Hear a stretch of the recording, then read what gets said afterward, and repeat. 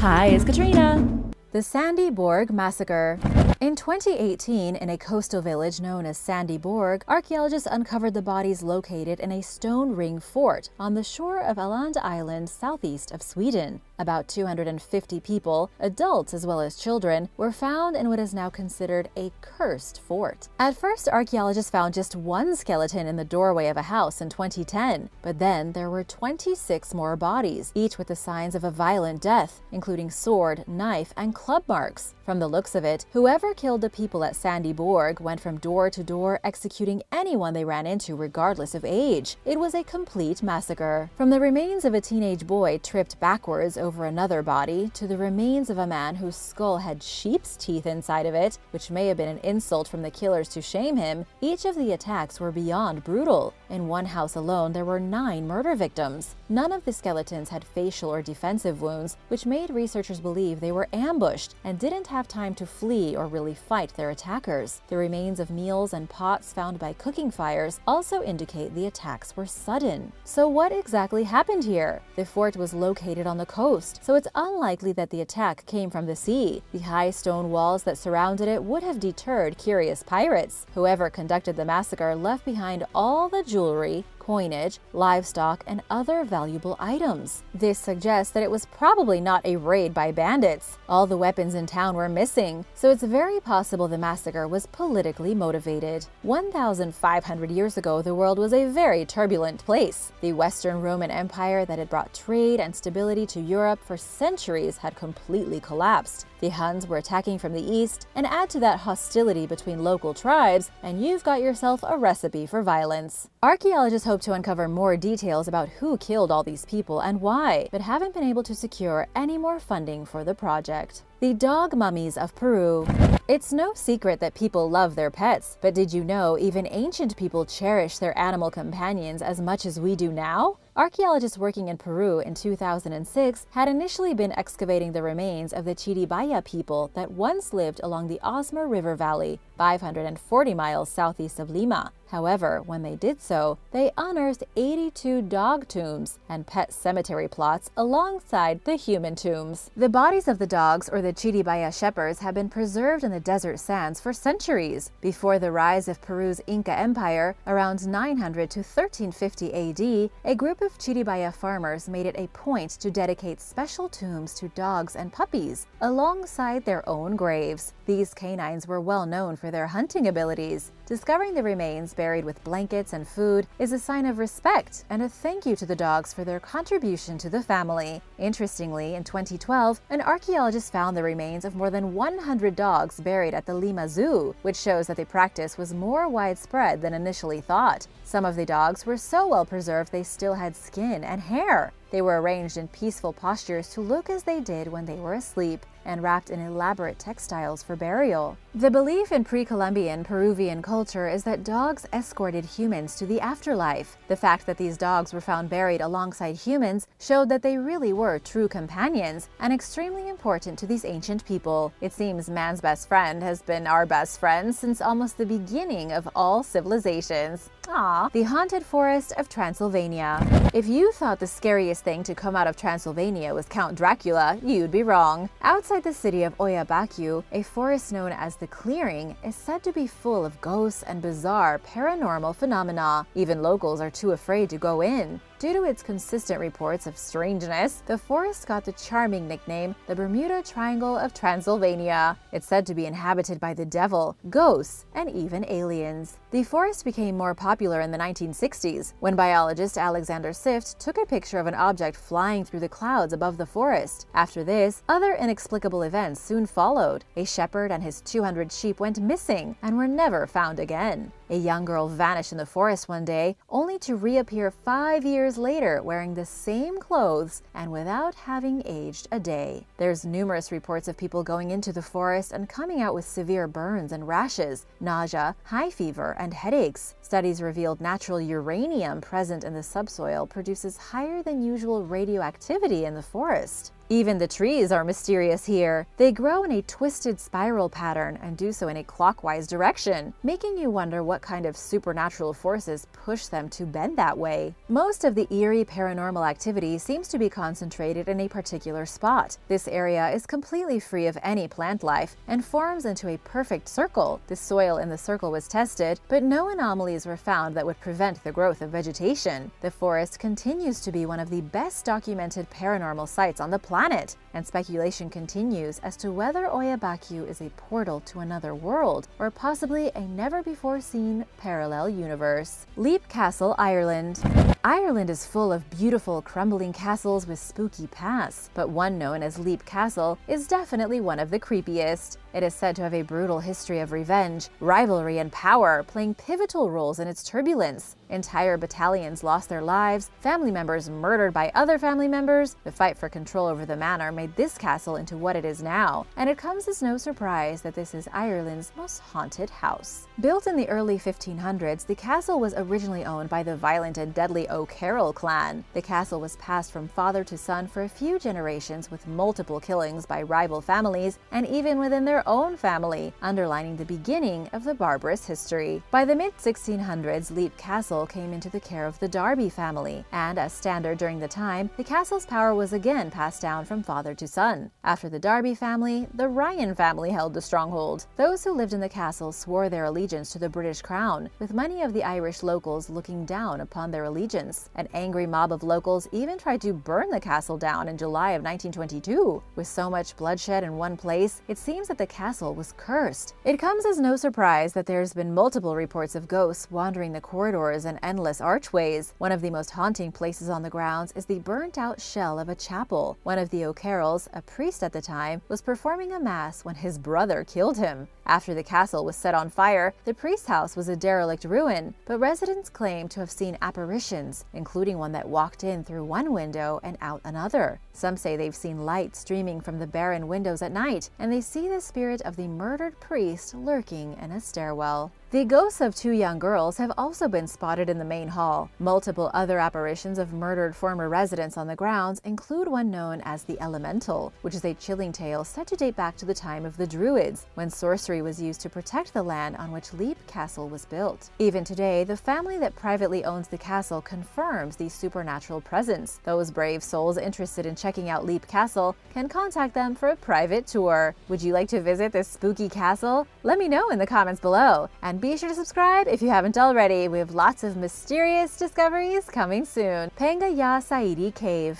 Africa is widely believed to be the continent of our species' birth, but despite being home to the earliest signs of modern human behavior, early evidence of burials in Africa are scarce and often ambiguous, and very little is known about the origin and development of mortuary practices. But now all that is changing, due to the discovery archaeologists made of a child buried at the mouth of the Panga Ya Saidi cave site 78,000 years ago. In 2010, the massive cave complex was discovered on an escarpment that bordered a lowland tropical forest in a savanna of southern Africa. The cave is believed to be the oldest human burial site uncovered in the whole continent. The child's body was found buried at the entrance of the cave, but it would take until 2017 for the shallow circular pit featuring the delicate bones to be fully exposed. It required careful removal before they could be studied in a lab. After casting them in plaster, researchers found 2 teeth in the remains, confirming they belonged to a 3-year-old child. Astonishingly, the spine and ribs were well preserved, suggesting it was an undisturbed burial and that the body decomposed in the pit where the rest of the bones were found. The body was discovered lying on its side with his knees drawn toward the chest, which researchers believe meant the body was tightly shrouded instead of simply placed there. The position of the child's head having collapsed into the pit showed that at one time he may have had a pillow, indicating that it was some sort of funerary rite. This find not only offers insight to the origin and evolution of mortuary practices between humans and Africa, but also the similarities between the cultural practices of both Homo sapiens and Neanderthals. The lost city of Xunantunich. The ruins of the ancient city of Xunantunich is one of Belize's most popular and most impressive Maya sites. It is located about 80 miles west of Belize City near the town of San Ignacio, bordering with Guatemala. The archaeological site is mostly known for its El Castillo, or the castle, which stands at 130 feet tall, making it the second tallest building in Belize. When thinking of haunted locations around the world, Belize probably isn't one of the places that come to mind. It's usually known for its unspoiled beauty and distinctive ecosystems, not as a hotbed for the paranormal. However, the country is surprisingly overflowing with terrifying stories and sinister legends that have been passed on from generation to generation. Some of these legends include tales of ghostly apparitions with glowing red eyes, gorgeous but deadly women who will steal your heart and soul, and jungle gnomes with backward feet who will rip your thumbs off. Once upon a time, Xunantunich was a bustling city with a population of around 200,000. Abandoned by the Maya 1,000 years ago and reclaimed by nature, it wasn't until the mid-1890s that it was discovered again by a villager who says that he saw the ghost of an ancient Mayan maiden. In 2016, archaeologists working at the site discovered a tomb located under one of the central buildings, believed to be that of a Maya ruler. The tomb is one of the largest ever found in Belize, and it contained the remains of an adult man in his 20s or early 30s. Inside the tomb, archaeologists also found obsidian knives, bases, jade beads, and the remnants of what is thought to be a jaguar or a deer. Astonishingly, the site has been undergoing excavations almost continuously since the 1890s, but it wasn't until recently that a tomb was found, so it was pretty exciting. Xunantunich, which means storm woman, still has more secrets to hold, evidenced by the discovery of a series of tablets inscribed with hieroglyphics. El Castillo was also covered in carved friezes, including a three-dimensional seated person that some believe may be the woman the villager stumbled upon when he initially discovered the site. With its central core measuring more than 1 square mile and 6 plazas that have 26 palaces and temples, Xunantunich is a stunning example and the lasting legacy of the mysterious Maya people. The Plain of Jars. A bizarre and creepy area in Laos, known as the Plain of Jars, has been puzzling scientists for years. A recent project between the government of Laos and Australian researchers is offering clues to the unsettling origin of just why this place is called what it's called. And well, it's because of the giant stone urns that were found there. In fact, 90 different clustered groups of these stone jars, numbering from just a few to more than 400 in each group, were discovered. The heaviest of the stone jars found was carved from a single piece of sandstone and estimated to weigh around 30 tons. The site has been off-limits for most of the 20th century because the Ho Chi Minh Trail, which runs through the area, was littered with cluster bombs and craters that destroyed some of the jars, and it's dangerous. Over the last decade, international projects have worked to clear the dangerous explosives from several sections, allowing researchers to survey the historical site. In just the short amount of time that excavations were resumed, archaeologists have made some very important discoveries. Human remains estimated to be about 2,500 years old. This new evidence supports the previous theory put forth by researchers in the 1930s that the jars were a type of crematory, where bodies were left to decompose before being removed and buried in solid ground. Leah Genovese, a researcher at Thammasat University in Thailand, says the skeletons uncovered in this new work attest to the cemetery function, but the mystery still remains as to the function of the stone jars. She points out that before the new excavations, 2 skulls, 4 long bones, and 10 bone fragments were already found. It was already showing signs of being a very important site. There weren't any sacred artifacts buried with the bodies, so the status of the individuals and where they came from is still unclear. Further excavations and genetic analysis of the remains may take several years. This work is just the first step in establishing the true purpose of the site. The haunting canals of Russia. In northwest Russia, the White Sea-Baltic Canal has a chilling history. The first large construction projects in the area, the waterway was built by using forced labor of Gulag inmates, labor camps made in the Soviet Union from the 30s to 1955. Joseph Stalin, the Russian dictator, wanted to prove that the country was an industrialized nation and ended up rushing the canal to completion. It was built over a staggering timeline of only 20 months, but it took a toll on those forced to work there, with between 12,000 to 25,000 people dying in the process. However, contemporary historians now believe there may have been as many as 250,000 people who died while creating the canal. While the government tried to portray the gulags as reformatory, the harsh treatment meant that the workers, most being prisoners, had to dig up the canal with primitive hand tools that were inappropriate for the task. The official mortality rate of those working on the canal is close to 10%, with most becoming ill from working long hours in below freezing temperatures. Many said that those that died were thrown into the ditch running along the canal in unmarked graves. Opening in August 1933, the canal runs for 141 miles and was considered an important route for trade, allowing transit to be made between the White Sea and the Arctic Ocean. But because Stalin wanted the canal to be finished on time, many corners were cut, with the shallow draft of the canal making most vessels unable to use it. Today, the canal sees very few cargo ships. Most of the boats that travel along the canal belong to tour groups who may not even know about its terrible past. With only 2 small memorials to the Gulag's victims found along the route, it's clear to see that the Russians still try to keep the brutal treatment of those forced to work there a secret. Another canal located in St. Petersburg, the Obvodny Canal, has an equally chilling history that started back in the 13th century, when Swedish knights murdered the women of a small local tribe on the grounds. The shaman of the tribe later cursed the knights, but after killing the shaman and burying him alongside the women, the ground seemed to take on the curse. Centuries later, clusters of suicides occur in the canal every 10 years, with parents now forbidding their children from going near it for fear that if they stare down into the dark, dirty water, they too may fall victim to the eerie atmosphere of this cursed place. War of the Titans. The Titanomachy, or the War of the Titans, was a decade-long series of conflicts between an older order of gods, known as the Titans, and a younger generation called the Olympians. Before the war, the Titans were in power led by Uranus.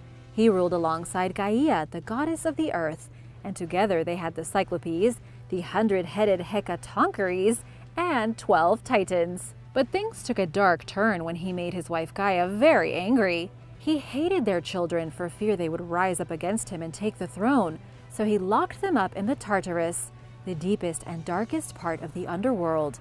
This deep abyss was used as a dungeon of torment and the prison for the Titans. Gaia wanted to free her monstrous children so they could see the light, and came up with a master plan. The only one that went along with it at first was her youngest child, the Titan Cronus. He helped convince some of his other siblings, and Gaia gave him a magical weapon to castrate his father.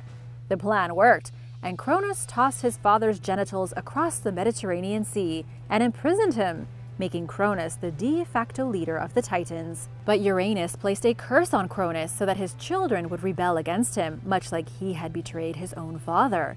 To stop this from happening, Cronus became evil and out of fear began eating his own children. He became ruthless and cruel, just like his father. His wife Rhea managed to save one of their children, Zeus. She smuggled him into a cave in Crete, where he was raised by a foster mother and a group of nymphs. Once he was grown, Zeus went to his father's mountain to work for him, all the while concealing his identity. He fed Cronus a mixture of mustard and vinegar, which caused him to throw up the children he had swallowed. Zeus and his newly freed siblings, the Olympians, rebelled against the Titans. Tensions erupted into full-blown warfare, and the fighting continued for 10 years. The Olympians won the war, and Zeus imprisoned all of the Titans except those who had fought for him. After the war, Zeus and his brothers divided the universe into 3 parts by drawing straws. Zeus became ruler of the sky, making him leader of all the gods and mortals. Poseidon became king of the sea, and Hades king of the underworld. Echo and Narcissus. Narcissus was the strikingly beautiful son of the river god Cephissus and a nymph named Liriope. A blind seer told Liriope that Narcissus would live a long life, as long as he never saw his reflection. Both mortal and immortal men and women fawned over Narcissus. One of his countless admirers was a nymph named Echo. She too was very good-looking and found herself turning away the advances of both the sun god Apollo and the fertility god Pan. While walking through the woods one day, Echo saw Narcissus deer hunting and immediately fell hopelessly in love with him. Sensing that someone was watching him, Narcissus called out, eventually coaxing Echo out from her hiding spot. But he rejected her because he was incapable of loving anyone other than himself. Heartbroken, Echo fled the scene, leaving only her voice behind. Displeased with how Narcissus acted, the goddess of retribution, Nemesis, caused him to see his own reflection when he bent down over a pool of water to get a drink. He was so taken by his own image, he fell in love with himself, but he couldn't get the object of his attraction, much like Echo and the others he had cruelly rejected throughout his life. Narcissus wasted away next to the pool of water in a state of despair and sorrow that ultimately killed him. Even to this day, these stories remain a part of our everyday life. Echo's voice was the only thing that remained. Narcissus was only able to love himself, and even Nemesis, being the goddess of retribution, all make sense as to how we use these words in modern language. Apollo captains a ship as a dolphin. Greek culture revolved heavily around its seafaring activities in the Mediterranean. The ocean and marine creatures were a huge part of their day-to-day life, so it's no wonder that dolphins appear often in the civilization's artwork, literature, and mythology. Plus, who doesn't love dolphins? Homer's hymn to Apollo is one of the earliest known Greek dolphin stories. Its main character, Apollo, was the god of many things, including the sun, the arts, medicine, shepherds, and prophecy. He was the most widely worshipped of all the Greek gods. After traveling all over Greece in search of a site for his new temple, Apollo settled on a cave at the foot of Mount Parnassus. He killed the cave's guard, a dragoness named Python, and then searched for a Cretan merchant ship to hijack. Disguised as a dolphin, Apollo jumped aboard a vessel. The terrified crew hid below deck while the god controlled the winds to steer the ship back to his temple. Once there, Apollo made his hostages live at the temple and serve him as priests. The story played an integral role in spreading Apollo's cult throughout the ancient Greek world and beyond. It represented a clash between ancient civilizations and the replacement of one culture with another. Perseus and Medusa. Perseus was a demigod born to the god Zeus and a mortal woman named Danae. He was highly intelligent and incredibly strong. Medusa, on the other hand, was once a beautiful priestess dedicated to Athena, but she was cursed forever for breaking her vow of celibacy. According to legend, when Medusa lay with the sea god Poseidon, Athena was furious and turned her into a monster. She made her hideous, turning her hair into snakes and banishing her to a cave. Anyone who made contact with the hideous Gorgon turned to stone. She was no longer a woman, but an evil creature. In a bid to distract Perseus from assuming the throne as the next heir in line, King Polydectes sent him on a mission to kill Medusa. To help him on his quest, Athena and Hermes gave Perseus a pair of winged sandals, a sword, a mirrored shield, and a hat that made him invisible. Medusa was asleep when he entered her cave. Perseus cleverly used the mirrored shield to approach Medusa backwards and avoid looking her in the eyes. When he got close enough, he decapitated her with his sword. He put her head in his bag and returned home, using her head as a weapon to turn enemies into stone. Along the way, he decided to marry a beautiful woman named Andromeda. Using Medusa's head, he turned Phineus, the man she was promised to, into stone. How convenient. When the newlyweds arrived back at headquarters, Perseus used Medusa's head to turn King Polydectes into stone. Athena placed an image of Medusa's head on her own armor. The Greek used this story as an example of personal strength, courage, and intelligence, as well as the admirable lengths Perseus went to save his loved ones. Medusa and her story is still extremely popular, and you'll find the design in various pop culture elements, but it's particularly famous as the symbol of the fashion house Versace. Lycurgus is punished with madness. Lycurgus was the king of a Thracian tribe called the Edoni, and for whatever reason, he really disliked the wine god Dionysus. He went as far as banning people from worshipping Dionysus and throwing the god's followers in jail. Dionysus fled to the bottom of the sea, but in doing so, he wasn't admitting defeat. He punished Lycurgus from a distance by driving him insane. In his maddened state, Lycurgus started murdering his family members. He mistook his son for a tree trunk, which is a holy symbol of Dionysus, and killed him. Lycurgus also slayed his wife and other children. Thrace became barren and dry, and Dionysus said that it would stay that way until Lycurgus faced due punishment for his actions. Some versions of the myth claim that the local people overthrew Lycurgus by tying him up and feeding him to man-eating horses. Another version holds that Lycurgus accidentally cut off his own foot and died, and then the curse was lifted. Whatever the case, the disgraced leader was gone, and Thrace became abundant once more. Dionysus was clearly not to be trifled with. What do you think of this story? Did the punishment fit the crime? Or was Dionysus a bit heavy-handed in his revenge? Let me know in the comments below. Persephone. Persephone's parents were Zeus and Demeter, the Greek goddess of harvest and fertility. As Persephone grew into a beautiful young woman, drawing throngs of admirers, Demeter fought to keep the men away. She had an overbearing love for her daughter and wanted Persephone all to herself. Hades, the god of the underworld, didn't let Demeter's intimidating and controlling ways stop him from pursuing Persephone. When Demeter turned down his offer to take her daughter's hand in marriage, Hades remained undeterred. One day, while Persephone was picking flowers, he opened the earth and emerged in his chariot. Before she could do so much as scream, Hades snatched the girl and took her back to the underworld with him. Everything happened so quickly nobody nearby saw the abduction. Zeus and the sun god Helios had witnessed it, but they kept quiet to avoid stirring up drama. Demeter searched tirelessly for Persephone. She persuaded Helios to tell her what he had seen, and was devastated to learn that her daughter was living in the underworld. The distraught mother abandoned her divine duties to grieve and to punish ancient Greece. Plants died and drought set in, threatening the food supply. Soon enough, animals began to perish.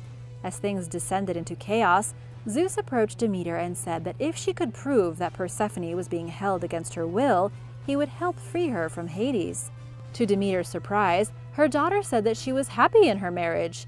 This enraged Demeter, and she vowed to never restore fertility to the planet. Zeus thankfully negotiated an agreement where Persephone would divide her time between the underworld and the world that her family lived in. Demeter wasn't thrilled about the arrangement, but she accepted it. The Greeks used this myth to explain the cycle of the harvest. During the autumn and winter months, when Persephone was with Hades, Demeter became sad and shirked her duty to ensure a bountiful harvest. Crops were abundant during the spring and summer, which Persephone spent with her mother, and it was enough of a balance to ensure that the population had an ample food supply. The legend of Odysseus. Odysseus was a legendary Greek king who ruled the island kingdom of Ithaca. He fought in the Trojan War and masterminded the plan that effectively destroyed the city of Troy. Homer wrote about the leader's wartime experience in his epic poem, the Iliad. It was followed by the Odyssey, which details Odysseus's 10-year journey home after the war. When the Trojan War broke out, Odysseus and his queen Penelope had a newborn son named Telemachus. Odysseus didn't want to leave his family behind, but a prophecy called him to join the Greek army and fight. The Trojan War droned on for a decade. Toward the end of it, Odysseus instructed the army to build the famous Trojan horse. Loaded with some of the best Greek warriors, this gigantic hollow wooden vessel would be a fake peace offering to the enemy. The genius behind this incredible legend was Odysseus, and this is just one of many examples of why he was known for being extremely clever. The Greeks ravaged Troy, and this angered the gods. To punish the victorious army, they caused heavy winds to set in during the journey back to Ithaca. Odysseus and his men were blown off course, and it took them 10 years to get back home. They made several stops along the way, including a run-in with the Cyclops and a trip to the underworld where no man had ever gone alive. At one point, a nymph named Calypso found Odysseus unconscious on a beach. He stayed with her for 7 years before deciding that he missed his family and needed to continue on his journey back to Ithaca. Odysseus entered the city disguised as a beggar. Nobody recognized him at first, and he was angered to learn that many suitors had pursued Penelope over the years and were continuing to do so. He massacred the men, and through a few more tests of loyalty, the bond between Odysseus and his wife proved resilient. Kind of ironic considering he spent 7 years lounging beachside with Calypso, but that's ancient Greek mythology for you. Telemachus was eventually crowned the king of Ithaca. Odysseus went and ruled elsewhere, and died separated from his loved ones. Pygmalion and Galatea. Pygmalion was a talented sculptor who carved ivory into impressively lifelike statues. With a natural eye for beauty, he had a deep appreciation for the female form. But Pygmalion only liked his picture-perfect work. He despised actual women and vowed to never marry. The eccentric artist fell especially in love with one of his creations named Galatea. Pygmalion doted on the inanimate object as if she was his living, breathing lover.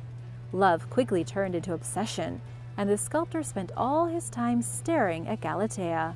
Aphrodite heard about the sculpture and had to see it for herself. She was flattered to see that Galatea looked a lot like her. Aphrodite, being the goddess of both love and beauty, had always responded well to flattery. The goddess granted Pygmalion's wish of turning Galatea into a real person, and soon enough, her pale cheeks became flushed as the first signs of life appeared. The couple fell madly in love and got married, and the rest is history. They had a son and a daughter and lived happily ever after in wedded bliss. The Amazons. According to legend, the Amazons were a tribe of fierce female warriors who rebelled against their male-dominated society. Rumored to be the most powerful group of women that ever lived, they lived completely separate from men, even in their own fortresses and cities. These warriors were a formidable force who could hold their own in combat just as well as anyone. They dressed like men, rode horses like men, and had tattoos like men. The Greeks saw them as quite the threat. Hercules, Theseus, Achilles, and other mythological male characters often had to fight against the Amazons as a way of proving that they were worthy warriors. Experts have long debated over whether this fierce tribe ever really existed. In recent years, they've uncovered burials throughout the Mediterranean belonging to the nomadic Scythian culture. DNA tests revealed that some of these graves contained the remains of women who bore combat injuries and were laid to rest with weapons. Known for their ferocity, the Scythians lived in small groups that required all able-bodied members to be willing to go to war if duty called, including women. It's incredibly rare to unearth an ancient tomb belonging to a woman with weapons in it. The Scythians were one of few cultures who allowed females to fight. There are differences between the Scythians and the fabled Amazons. For example, the Amazons isolated themselves from men, while there was no such gender division among the Scythians. But there are many similarities. Like the Amazons, the Scythians smoked pot, tattooed themselves, and rode on horseback. The evidence suggests that even if the Amazons are mythical, it's entirely possible that they were inspired by the Scythians. Temple to the Wind God. While workers in Mexico were demolishing a supermarket, they came across some curious archaeological remains. They called in some experts to help dig, and they uncovered the remnants of a temple built over 650 years ago. There is not much left of the temple now, just a circular platform around 36 feet in diameter and 4 feet 9 inches tall, currently sitting in the shadow of a shopping center.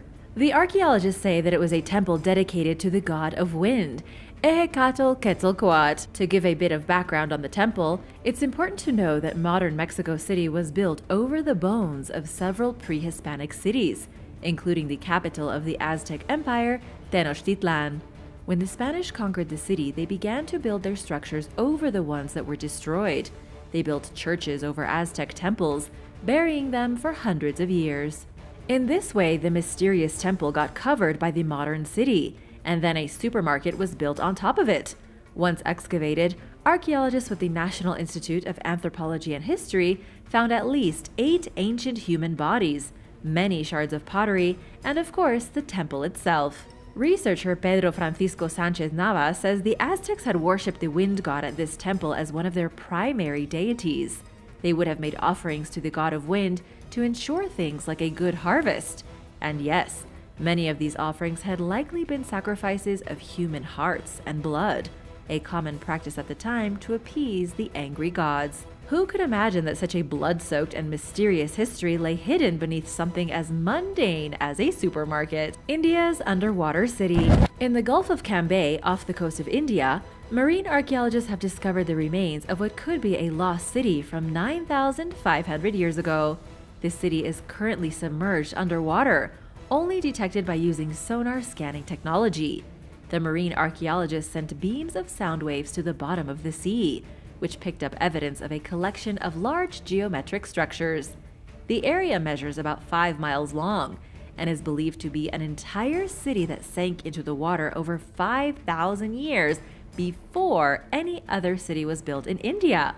Roughly the size of Manhattan, it's located about 25 miles from the shore, 120 feet deep. However, the underwater city is not only mysterious, but most mainstream scientists don't even believe it's real. In fact, it's been claimed as nothing but pseudo-archaeology. The truth of the matter is that when the Ice Age ended and the ice caps melted, the sea level rose 400 feet. It's no surprise that coastal settlements built by ancient people were lost because of the rising waters, and so many argue that this could be one of them. But even if this is true, the big question remaining is who built this city and where did the people go? It wouldn't have flooded all at once, but slowly over time. It definitely looks like a city from a lost civilization, yet it's been impossible to find funding for researchers to go down and look at the potential ruins. Mainstream scientists like Dr. D.P. Agrawal with the Paleoclimate Group says that the researchers didn't find a sunken city, but merely a large collection of archaeological remains from a more recent time that fell into the ocean and spread across a large area. Unfortunately, it's hard to explore underwater and get a closer look. A medieval tunnel. A routine excavation in the country of Wales revealed a mysterious medieval tunnel in the Wye Valley. It happened when workers were called in to remove an old electrical pole. When the team removed the pole, they found the entrance to the tunnel. According to Alan Gore with the Western Power Distribution, the tunnel does not appear on any of their Ordnance Survey maps. Nobody, not even locals, had any clue that it was there. The tunnel was first discovered as nothing more than a small entrance to what was assumed to be a cave. There was an opening beneath a cluster of rocks, pretty much completely obscured by overgrowth. When the team dug a little deeper, they realized it wasn't a cave at all, but a tunnel built of stone. Sadly, most of it had already caved in, so there was no way to follow it to its end. Nonetheless, they think the tunnel follows a public footpath towards a 12th century abbey called Tintern Abbey, which was constructed by Cistercian monks. The ruins of this place receive thousands of visitors every year, and yet nobody knew they were walking over a collapsed ancient tunnel from medieval times. From what evidence has been gathered so far, the tunnel appears to be about 4 feet tall. It could have been used for people to crawl undetected through the countryside, but nobody has been able to figure out just why these monks would have carved a mysterious subterranean passage. Just makes you want to know more, doesn't it? The Roman Gate to Hell. Scientists may have unraveled the mystery behind a deadly cave that the Romans once believed served as a direct gateway to hell. Today, the mysterious cave is located in the ruined city of Hierapolis. According to the legends, any man, woman, or creature that ventured into the cave would die immediately. Turns out, this might not have been a myth at all.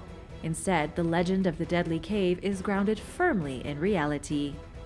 During a study in 2018, researchers were able to determine that poisonous gases were emitted from deep within the cave. These gases could have suffocated anyone and anything that ventured inside of it. Over 2,000 years ago, when people still worshipped many gods and had limited scientific knowledge, it's no surprise that the Romans thought the cave led straight to hell. After all, anyone who strayed into it never came back out.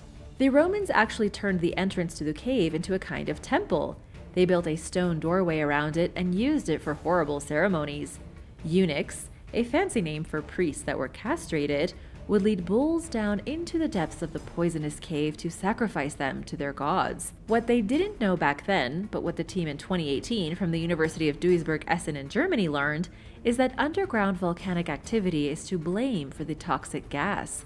It may look like a portal to the underworld, but it's really just an underground volcano. Haunted Maya Cave. There is a flooded sinkhole in southern Mexico that is so terrifying the local villagers don't dare go anywhere near it. And for good reason. Deep underground, underwater archaeologists have discovered human bones inside of it. The discovery was made during an underwater survey of the cavern, known as a cenote in Mexico.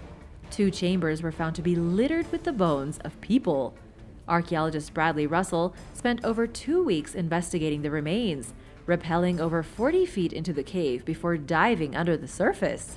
This place is located just outside the ancient Maya city of Mayapan. Between the years 1150 and 1450, Mayapan had about 17,000 residents living inside a huge wall surrounding it. It was a major political center with a sacred cenote just outside its limits. Within the city walls, there were at least 40 more of them.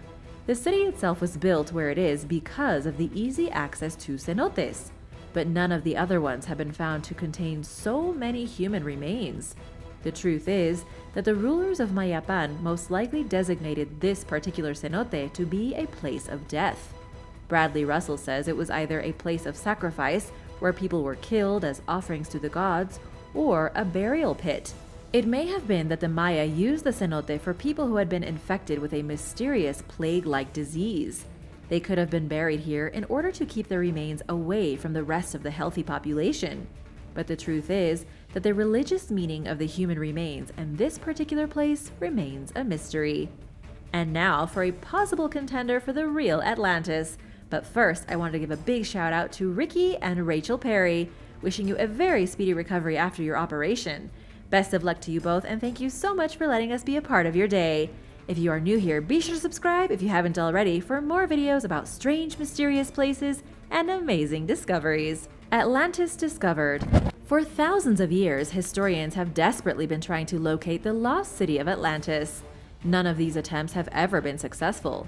In this day and age, most experts agree that it's likely the city never even existed at all. It was just a story to serve as a warning. And yet, a recent discovery has unveiled a mysterious archaeological site that actually could have been the fabled Atlantis from 3,000 years ago. Archaeologists found the ruins of a structure 200 feet beneath the ground in the ancient city of Akrotiri, which was a village in Santorini in Greece. 3,000 years ago, this city was a large metropolis. It had intricately paved streets, its town square was lined with beautiful houses, and the suburbs boasted massive homes over 4 stories tall. There is no denying that this was an extremely sophisticated city built by an advanced civilization. Just as Plato described how Atlantis fell into the sea, so too did Akrotiri, and it happened right around the time that Plato said it did. There was a series of volcanic eruptions that caused Akrotiri to not only be buried in ash, but to also be lost underwater in the year 1650 BC. The entire civilization was erased in a single day. Some researchers argue that this could be the legitimate Atlantis, but of course it's quite impossible to say for sure. There are many ancient cities that were sunk by earthquakes or volcanic activity, and the quest continues to determine if Atlantis was even actually real. The Egyptian Sun Temple. In Egypt, a mysterious sun temple has been found buried in the desert. It's been there for about 4,500 years in Abu Ghorab, slightly south of Cairo. Archaeologists are saying this could be the biggest discovery in decades. The temple is one of 6 that were constructed by the pharaohs during the 5th dynasty. According to Egyptologists, sun temples were built by the pharaohs in order to give them status as a living god. Even though historians agree that 6 of them were built, only 2 have been found, including this newest one. It was most likely built by Nayusera-ini, who ruled sometime in the 25th century BC. All that remains of the structure today is a large base of mud brick with the remnants of a white limestone pillar. The original structure must have been enormous. It would have been a splendid, pale white marble tower reaching toward the sun. Making the temple this impressive would have been the only way that the pharaoh could have rightly called himself a living god. Nan Madol. Nan Madol is located in Micronesia, about 5,570 miles from California in the Pacific Ocean. It's the second most popular archaeological site in Oceania after Easter Island. And much like Easter Island, Nan Madol is wildly unique. It's the only ancient city that was literally built over a coral reef. It remained the political seat of the Baudelaire dynasty for at least 1,000 years, only coming to an end in 1628. But the real mystery here is that no one knows exactly what this city looked like or who even built it and when. Most of what archaeologists have to go on is a legend, like the one that says Nan Madol was built by a pair of sorcerers. They needed a place to worship Nanisan Sapa, god of agriculture. They then built the city itself using the help of a flying dragon to move the giant stones. When the first sorcerer died, his brother became the first ruler, and that was how the dynasty started. There probably isn't much truth to the dragon legend, and all we really know is that the reef city was ultimately abandoned around 500 years ago. Because Nan Madol was built over the top of a reef, there really isn't much of it left today. Harsh weather in the Pacific, mixed with time and neglect, has all but erased the history of the people who once called Nan Madol home. An ancient fort. An ancient fortified structure from the Hellenistic period has been unearthed in central Israel. It was found in the Lachish forest, or at least what little remains of it was found. Archaeologists uncovered rusted weapons, burned wooden beams, and plenty of ancient coins. According to the Israel Antiquities Authority, this evidence proves the story of a battle between the Hasmoneans and the Greek Seleucids about 2,100 years before today. Just in case you don't know, the Hasmoneans were descendants of the Maccabi family, an ancient dynasty of Judeans who ruled Judea from between 140 BC to 37 AD. These people were on the offensive 2,000 years ago, trying to take out the Hellenistic Greek army. But the Greeks had known they were coming and built a defensive line, with part of that line being this ancient fortress just discovered. But as archaeologists can tell from the state of the ruins, with the discarded weapons and burned timbers, the Greeks had not held their defensive line successfully. The Hasmoneans blew through, torching everything as they went. All that's left of the fortification today are some busted rocks, lost coins, and burnt chunks of wood. But what's truly fascinating is that the discovery of the fort proves that this battle really did happen. The battle is the reason for a celebration called Hanukkah that is still practiced to this very day. It's a celebration of the Hasmoneans defeating the Hellenists, which ultimately led to the very first sovereign Jewish entity. Castle beneath the basketball court. Underneath a basketball court in Gloucester, England, archaeologists have found a castle. To be more particular, they have found pieces of a Norman castle underneath the basketball court of a prison. The experts are saying that this castle may have once been similar to the Tower of London, which can still be found today just close to the London Bridge. The walls of the castle at the prison have been dated back to around 1110, with archaeologists saying there are more sections of the castle buried under other parts of the prison. Because of extensive English records of the area, archaeologists already know which castle they're dealing with. It was the first one ever built in Gloucester, boasting 3 chapels, a pair of drawbridges, and an immense royal chamber where the king and queen shared a bed. It was the epitome of Norman architecture, according to Neil Holbrook with Cotswold Archaeology. He says that as you entered Gloucester 1,000 years ago, you would have been greeted by a grand view of the cathedral and the castle, showing off just how important the city was. But then, how did it end up beneath the basketball court of a prison? Well, it was lost in 1790. The castle had already been used as a jail for 200 years. Then, in 1780, William Blackburn built his own prison on the site. When he built his prison, much of the old castle was either destroyed or built over. The High Priest's Mummy. An extremely well-preserved mummy from 2,500 years ago has just been discovered in Egypt, and while this in itself obviously isn't that rare, coming from Egypt and all, it is the way that it was revealed to the world that was very unique. Archaeologists are getting with the times, and decided to open it live on the Discovery Channel during a 2-hour-long event. It was the first time in the world that such an impressive mummy was revealed on live television and broadcast across the globe. Did you watch this? The incredible discovery itself was made at the small and remote site of Al Gharifa, about 165 miles from Cairo. The archaeologists found a single tomb with inner burial chambers and a network of ancient tunnels. The hieroglyphs revealed that it belonged to a high priest. They also discovered the remains of an ancient board game, the mummified remains of a family dog, and 4 jars containing organs. There was also a mysterious wax head that was cast to look like the high priest. They'd made a spitting image of his face out of solid wax. Archaeologists don't know much more than that. It's a mysterious necropolis that was first discovered in 1927. Although not much attention was ever given to it, they did find the sarcophagus of another high priest back then, but the mummy was missing. So this discovery was much more exciting. Viking warrior sword. Archaeologists in Norway unearthed the grave of a Viking warrior who died 1,100 years ago. Inside his grave, they found a steel sword placed on his left side. This is unusual because in life, the sword would have been placed on his right hip. Archaeologists say it could have been placed on the wrong side because of the Viking perception of the afterlife. To them, the afterlife was supposed to be a mirror image of the normal world. So whoever buried this warrior may have been accounting for that fact. They thought of everything. Raymond Salvage from the Norwegian University of Science and Technology says the Vikings placed all kinds of grave goods in the opposite spot of where they would normally be placed, all for the purpose of the mirror world. This warrior and his grave were not the the only recent discoveries made in Norway either. Archaeologists found this particular grave during routine excavations prior to road work near a small village. They also found 9 other burial mounds, at least 20 graves, a pair of mortuary houses, and 3 impressive boat graves. Most of the people buried in these graves were warriors, entombed with things like spears, axes, and shields. And most of these artifacts were placed on the opposite side so that the dead could have access to them in the mirror world of the afterlife. Hangover prevention ring.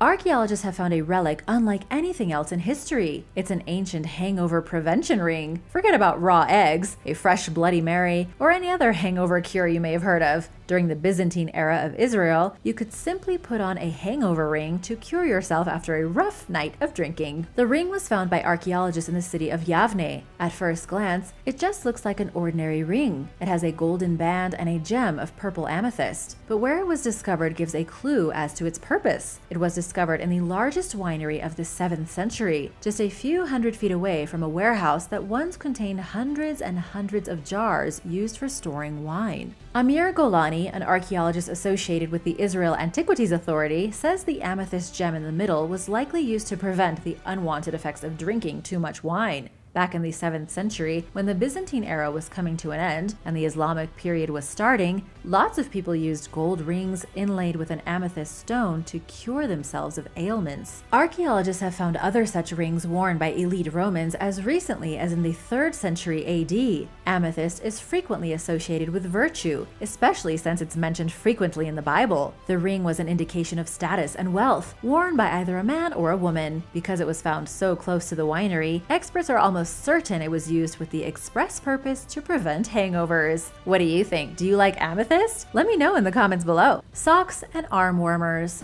One of the strangest discoveries to come out of Egypt isn't about mummies or lost statues. It actually has to do with socks and underwear. You may have noticed by now that archaeologists don't really spend a lot of time talking about the clothes worn by ancient Egyptians. Compared to tombs full of treasure and ancient pharaohs, it's just not a popular topic, so it's been largely ignored. But Egyptologist Dr. Alexandra Hallman has taken quite an interest in ancient Egyptian clothes. Through her research, she has found that the Egyptians sort of had an obsession with layers. They would wrap themselves in layers of fabrics, including things like socks, gloves, and underwear. But they didn't wear socks and underwear like you and I do today. They used rectangular pieces of material, either linen or wool, to wrap themselves up in. Things weren't really sewn or fitted. They wrapped themselves up kind of like mummies. For example, they would take a rectangular piece of wool, then wrap it around their feet and up their legs to keep themselves warm. They did the same thing for gloves and underpants, mostly foregoing fitted clothing items like shirts and pants and tunics. Stone scalpel brain surgery. Anthropologists with the Institute of Archaeology of the Russian Academy of Sciences made an astonishing discovery. They were looking at material taken from an excavation back in 2017 near the small Crimean village of Logovskoye. One of the skulls that was removed during the excavation was from a man who had been operated on 5,000 years ago, in the 3rd millennium BC. The researchers found evidence of cranial trepanation, an operation in which a huge area of bone is removed from the human skull. They say the operation was probably done with a stone scalpel as one of the first brain surgeries in human history. It wasn't quite as sophisticated as today, obviously, but it was still surgery. There were 18 other burials where the skull was found, dating from between the Bronze Age to the time of the Scythian warriors. The operation victim was found at the center of one of the burial mounds, buried in a rectangular wooden box with flint arrowheads beside him, indicating his high social status. As for the trepanation surgery, archaeologists have found at least 15 different skulls from around the same time that also had the operation done. But this specimen has proved to be the most fascinating because it seems that the operation was done by a master surgeon. Somebody scraped an area of bone away with a stone tool to leave a very thin layer of bone plate less than a millimeter thick. They did this without penetrating into the cranial cavity, which could have killed a person. The operation was likely done in the first place for some sort of healing purpose, perhaps to relieve headaches. Stonehenge graves. As construction crews were gearing up to create a controversial road tunnel beside the world wonder of Stonehenge, they made an accidental discovery. The work to build the tunnel revealed ancient graves dating back more than 4,500 years to around the time that Stonehenge was built. One of these ancient graves even contained a baby, while nearby archaeologists found pieces of prehistoric pottery and buried treasure. Many of these finds can be linked directly to the mysterious Neolithic people who built the monument, the beaker culture. They prospered from between 4,800 to 3,800 years ago, when the first copper tools had just come into practice. In a nearby pit, archaeologists even found the bones of a woman who died in her 20s curled around an ornate beaker, making it pretty obvious that those buried here were part of the beaker culture. But what exactly did they have to do with Stonehenge? According to Matt Levers, a consultant for Wessex archaeology, the bodies in the graves were buried at the same time that the main circle of sandstone pillars were erected at the monument. They've also helped give insight to the fact that Stonehenge was built over a very long period of time. It took decades and decades to complete, while people lived nearby and went about their daily life. A Maya canoe. Something amazing was just discovered in Mexico, and for once, it's not a temple or a secret underground lair used by the Aztecs. This time, it's a simple canoe thought to be over 1,000 years old. Researchers discovered the ancient boat along with other mysterious artifacts near the ruins of Chichen Itza. It was discovered submerged inside a cenote, which is basically a freshwater sinkhole. The relic measures around 5 feet long and 2 feet wide. It was likely used by the ancient Maya to gather water from the sinkhole since it was fresh. Either that, or it was used so that they could bring offerings into the cenote and then dump them in the hole as sacrifices to their gods. Maybe both. The truth is, researchers just don't know yet. Workers with the National Institute of Anthropology and History were able to tentatively date the canoe to being crafted between 830 and 950 AD. It was discovered during the ongoing construction of the controversial Maya train, meant to be a railway that will connect tourist sites throughout the Yucatan. The big issue is that while connecting some of the major sites, that train is actually destroying previously undiscovered sites of great value. But at the same time, it's finding new and interesting artifacts like this ancient Mayan boat. Stone ram heads. In Egypt, at the spectacular archaeological site of Luxor, experts have uncovered new stone ram heads along the Avenue of Sphinxes. There were no bodies found or any other parts of the statues. They simply found giant ram heads, 3 of them to be exact. The discovery was made as part of a restoration attempt to get the Avenue of the Sphinxes back to its former glory. For those who aren't sure what the Avenue is, it's a road over 3,000 years old that connects Karnak Temple and Luxor Temple. It's 1.7 miles long and 23 feet wide, with hundreds of sphinxes on either side, guarding the procession like silent sentinels. But these sphinxes are peculiar because they have ram heads instead of traditional human heads. The sphinxes are perched on bases of sandstone, facing opposite of one another with the avenue between them. They are the guardians that watch over the passage between the 2 most famous temples in all of Egypt. According to archaeologist Mustafa al-Waziri, one of the newly dug up ram heads was dedicated to King Amenhotep III. It was found with a hole in its head where a cobra should have been placed, signifying Amenhotep III's crown. He ruled between 1390 and 1353 BC, overseeing many of the most important building projects in Egypt. The oldest doodle. About 73,000 years ago in the Stone Age, somebody was experimenting with a new form of artwork. For the first time, a human decided to try out drawing. Archaeologists recently found the remains of this individual's abstract doodle on the floor of a South African cave. The Stone Age person, or a caveman if you prefer, had made a drawing on the wall of the cave with a makeshift piece of crayon. According to Paul Petit, an archaeologist at Durham University in the United Kingdom, this act marked the beginning of symbolic activity in human society. The discovery was made inside the Blombos cave, where prehistoric Homo sapiens lived between 100,000 and 72,000 years before today. For some bizarre reason, they were some of the most artistic stone people anywhere on Earth. Archaeologists have previously discovered beads made from sea snail shells, say that 5 times fast, and chunks of ochre used to draw geometric patterns. But this newest discovery is of what appears to be a hashtag symbol drawn with ochre, doodled rather than painted. Not only is this one of the first doodles ever done, but it also might just be the first hashtag in history, tens of thousands of years before Twitter made the symbol so popular. Roman's battle dagger.